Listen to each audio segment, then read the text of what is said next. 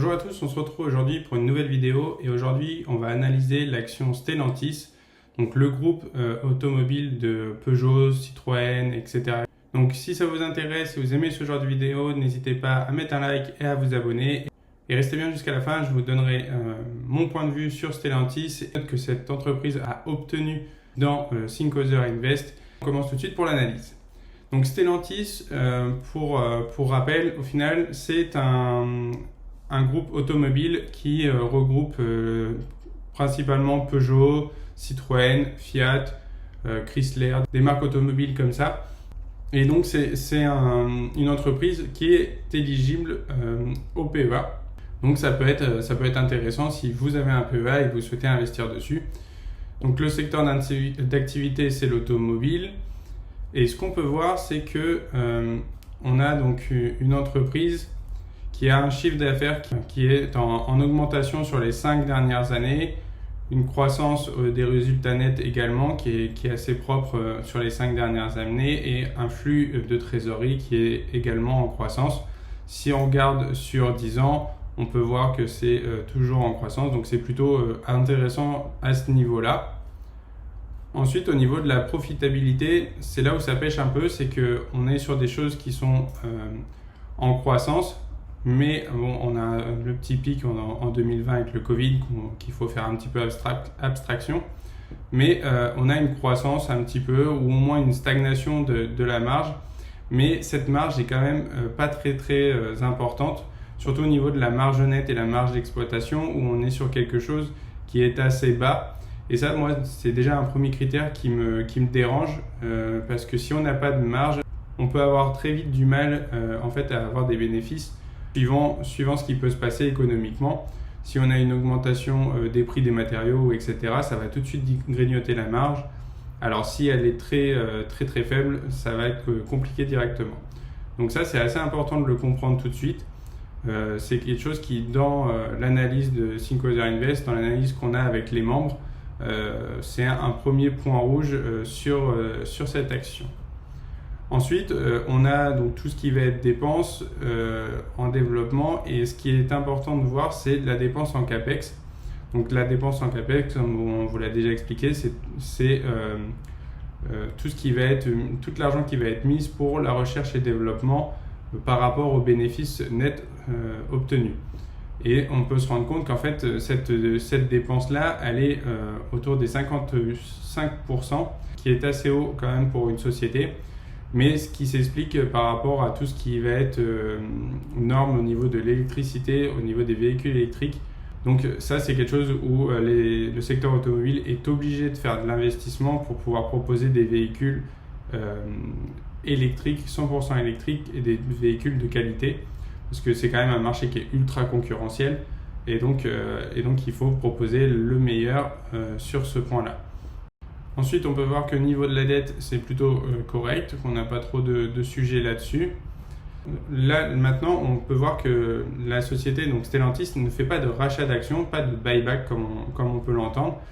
En fait, ce principe-là de rachat d'actions, c'est que l'entreprise va racheter des actions Stellantis, ce qui va faire qu'il y en aura moins en circulation, et ce qui revient au principe de l'offre et la demande, ce qui fait que moins on a d'offres et plus forcément le prix devrait augmenter.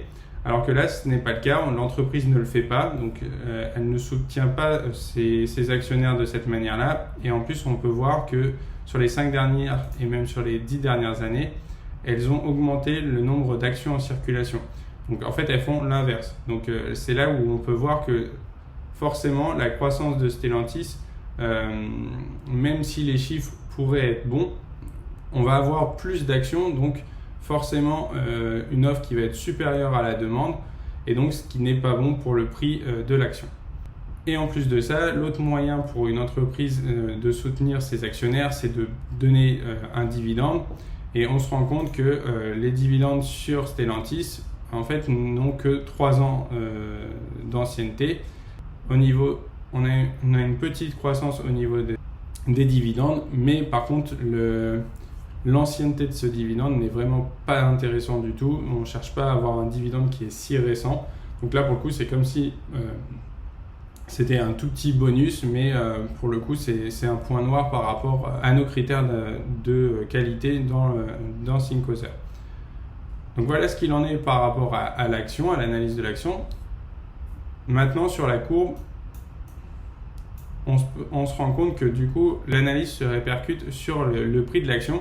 Parce que oui, l'action a bien monté, mais on a pu voir que très rapidement, en fait, il a perdu toute sa croissance et qu'on a perdu près de 50% sur ces dernières semaines, ces derniers mois. Donc c'est vraiment pas très intéressant. Et si on regarde sur les 5 dernières années avec l'indice du CAC 40 et qu'on compare les deux, on peut voir que le CAC 40 performe plus que Stellantis. Donc pareil, quel est l'intérêt d'aller se placer sur une action qui performe moins qu'un indice qui lui va nous permettre de se diversifier parce qu'on va déjà être sur 40 entreprises et non plus une seule. Donc je vois clairement pas l'intérêt d'aller se positionner sur Stellantis, sachant que ça c'est un avis personnel, mais l'automobile est tellement variable et volatile que c'est un placement que je trouve compliqué sur le long terme. Donc je rappelle quand même que ceci n'est pas un conseil en investissement. Ici on fait de l'éducation financière.